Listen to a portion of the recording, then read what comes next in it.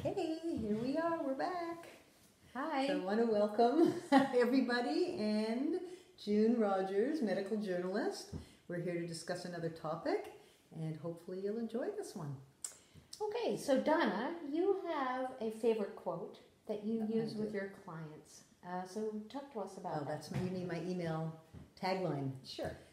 Okay, the email tagline is, if my happiness is dependent upon somebody else changing, I will live in chronic dissatisfaction.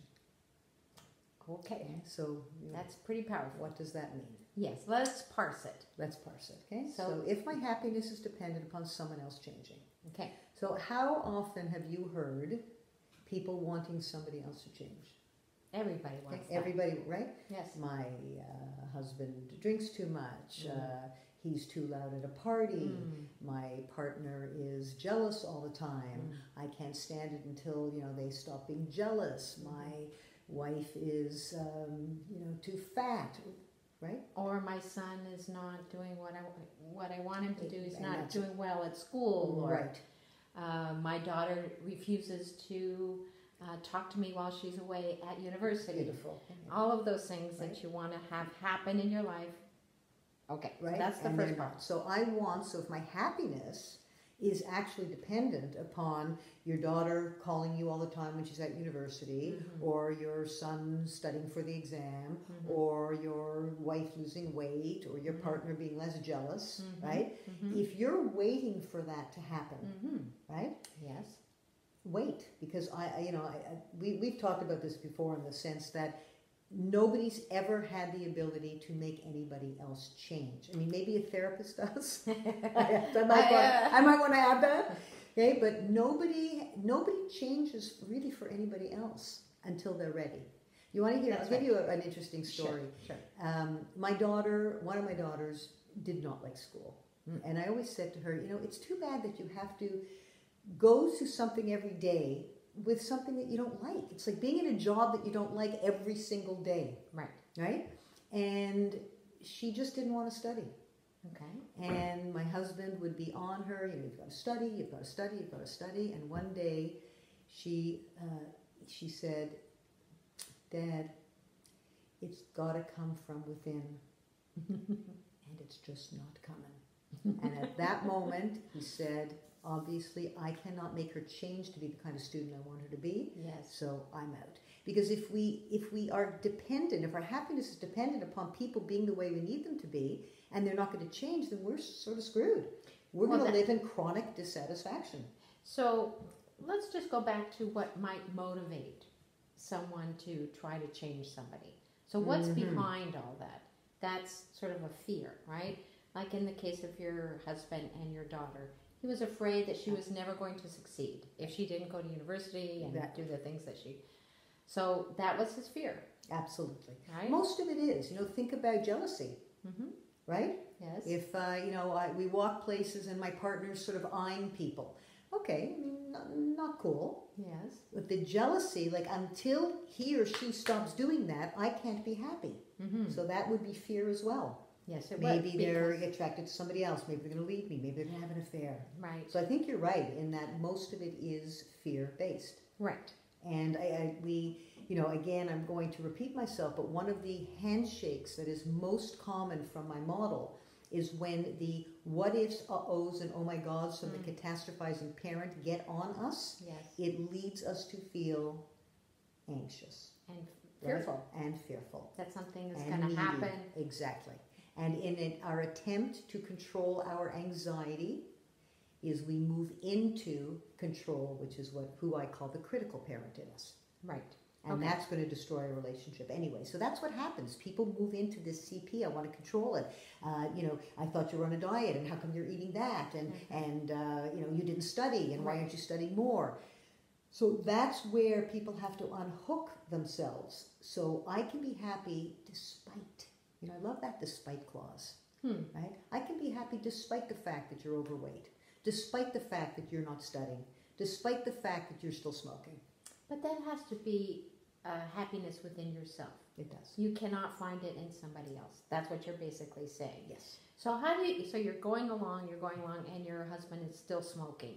it does affect you. Absolutely. So how does somebody go about changing or accepting that and being happy? That's a little difficult. Absolutely. So it's not mine to change. It's not my smoking addiction. It's not mine to change. Right. So what you can do in the unhappiness is have a conversation with your partner. Okay.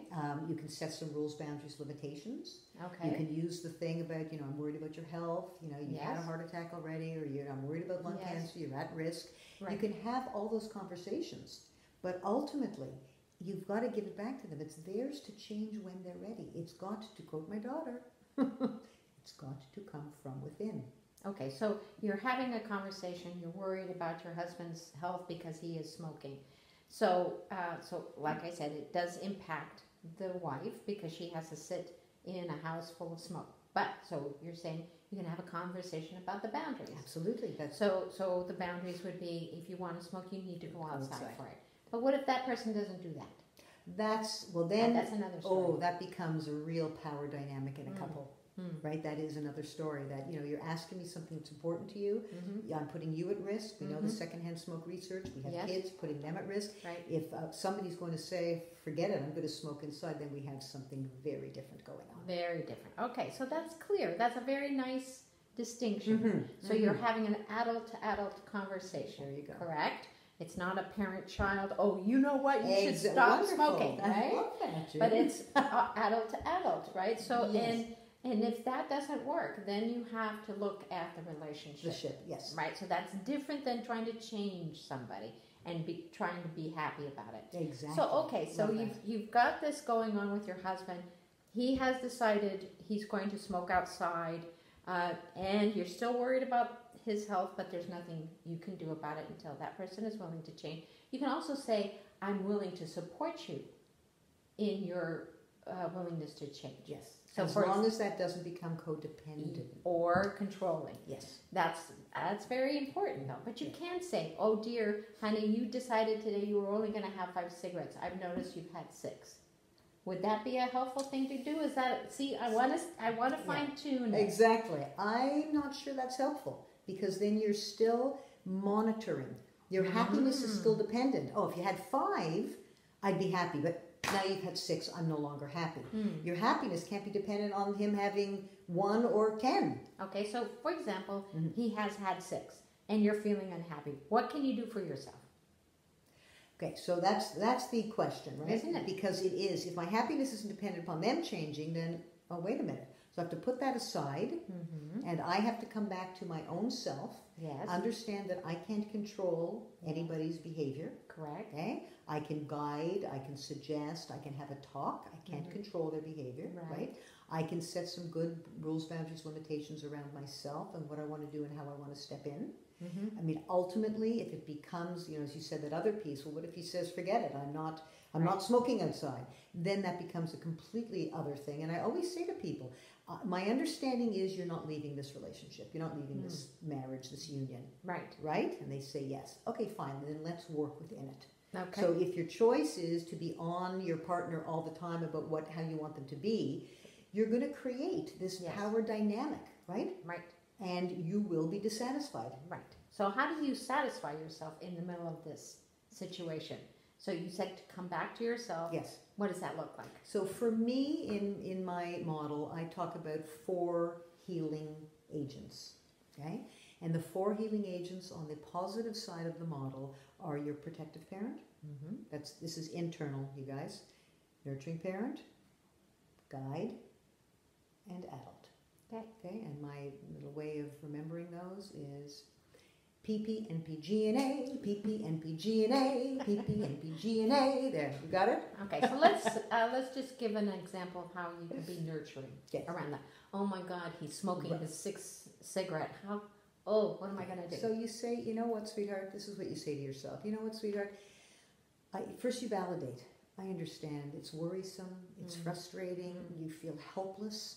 So that's the first thing that goes out is the validation, because you have a right to feel all those things. Yes. You're like helpless in the throes of this. So you first have to validate. Hold yourself close and say, I understand this is really, really, really frustrating for you. And you have no control over it. And that makes you feel really bad and frustrated and helpless. Okay? But we're going to be okay. Like I don't know, right? I don't know how But he's me going and to do me. with the smoking, right? Yeah. But we're going to be okay. We're going to do this. Okay? Like And if call you need, a friend or something like could that. could be. It could be Yes. just breathing for a moment, Mhm. bringing yourself back, right? And then the guide part of us is the one who gives us perspective. The guide is I call it the therapist, like the wisdom of the person who says, you know, your need, this might remind you of your family of origin. Maybe somebody in your family of origin had a behavior that you felt helpless about. And this is getting re-triggered again. Okay? So let's look at that. Is this really about his behavior, his smoking, or is this about something that's gone on a long time before? Good. Right? So you have a bit of perspective.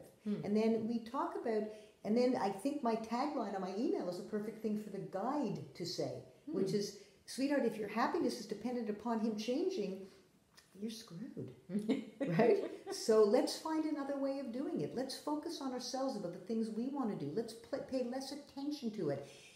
When somebody's ready, they will change. Because you know when you want somebody to change, what do? You just like, you focus on it all the time. Yeah. You know, you had 6 cigarettes instead of 5.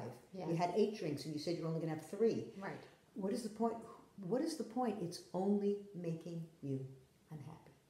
The person who's making the comments. Exactly. I mean, the other person may be unhappy too. They but may you be for the right reasons, but you cannot do anything about that, which is a real hard concept Very for people. hard, right?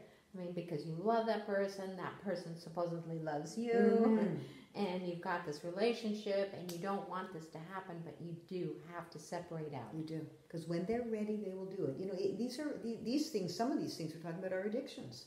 Yes. Right? Who said that? Oh, could you stop drinking, June, please? Oh, Donna, gee, I never thought of that. Okay. We're that easy. Yeah, we'd all be doing it, right? So that's not going to happen. No, exactly. And they are hard to deal with, both for the person who is addicted and the person who's absolutely. watching. And we have to have empathy for both. There's Yes. no question, because Yes. obviously the person who is drinking or smoking too much, there's something going on there that we Yes. haven't yet tapped, and your partner's not really going to be able to do that. Okay. So, all right. So, worst comes to worst, you really can't separate out. What do? Go to a therapist? If you're really struggling and you say, I just can't do it, I can't separate myself out, I'm miserable, I'm feeling helpless all the time, then you need external help. Yes. I would think so, if you can't do it yourself. Yes. And you know what? A lot of people can't. And a lot of people can't, and that's fine, because they don't have the skills, they don't have the insight, they don't have the understanding that this might be triggered by something more long-standing. Right. And even, you know, or maybe they overmanaged in their family of origin. Yes. Right? And like what does that mean? So they when they said things, it was up to them. They were sort of in control of the family. Some kids become parentified really early. So they are actually in control of the family. They have way too much control, and they should not. But maybe they're used to that. So I'm going to choose a partner who has an addiction, and I'm going to do what I did in my family of origin, which is to write it. And when that person did that, there was a safety in it. By managing being a parent way before, Good. Right? There's a safety. Yes. So That's but it's not real. And it's not real, because Right, no the child safety. should be parentified. But you're right; they grow up feeling that way. Right. And if they do the same thing with their partner, then they'll think that they're feeling safer. Exactly. But it's not safe. It's not going to work that way. No. Okay, well, I think we did Wonderful. a good job I with that like one. that. I love your questions. Thank you. So I hope that resonates with some of you. Again, this will be posted on many channels, YouTube, on my website, donnajacobs.ca. If you like it, share it with your friends. And June and I will be back with more. Okay, thanks. Bye. Bye-bye. Bye, June.